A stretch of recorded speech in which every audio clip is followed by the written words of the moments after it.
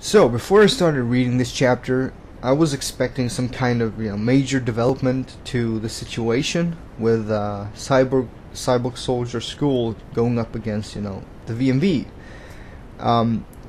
We didn't exactly get that, but I thought it was good enough. So let's go to the chapter itself. It starts off with Sieg, talking about like thinking to himself that okay, this mission is is going to be pretty dangerous. But then we shift over to the cargo, and the people are really worried because they don't know what's going to happen to them. And someone mentions that they're probably going to become experimental subjects, but that they shouldn't panic because someone might come and save them. And that's when we see Alice of the VMV, and she has mixed feelings. She's reluctant about this whole thing because she feels that something is off. This must be illegal. And Toroma agrees, but their job isn't to judge things, like they said earlier. You pay the money, we do the job. There's no judging here. And that might be a problem for some of the people in the VMV because there's this whole morality thing going on, and that's not easy. But then Toroma mentions that if this is illegal, normally they wouldn't want a third party to interfere, to be there and be aware of this. But them guarding the cargo means that someone is probably going to attack, so that's why they actually went and got a third party involved, the third party being the VMV. And then we shift over back to Sieg, and we get to know that this director that apparently tricked Sieg was arrested.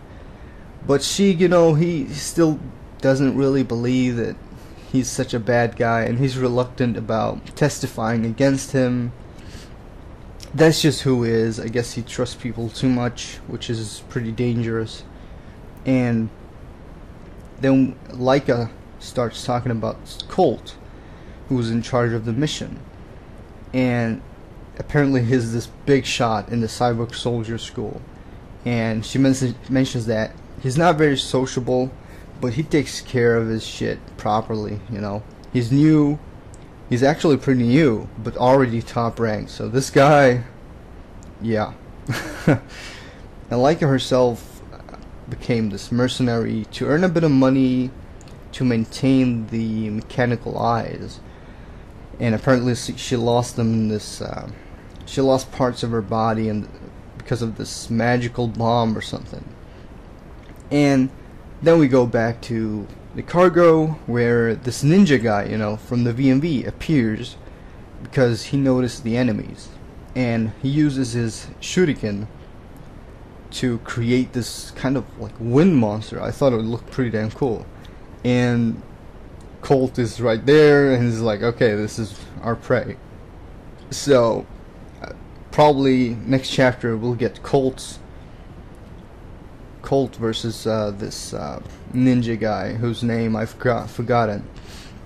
So we did get some development after all in this chapter, and some setup, and it wasn't that bad. A lot of dialogues, and it could have possibly been a bit more development, but yeah, it was completely fine as it was. And I'm interested to see how things are going to go down in the next chapter. Will it be some kind of like dialogue clash in the end, or will this actually be this huge fight between those two parties? So yeah, I thought the chapter was enjoyable. It was quite alright. So we'll see what happens next chapter, and that's it. Peace.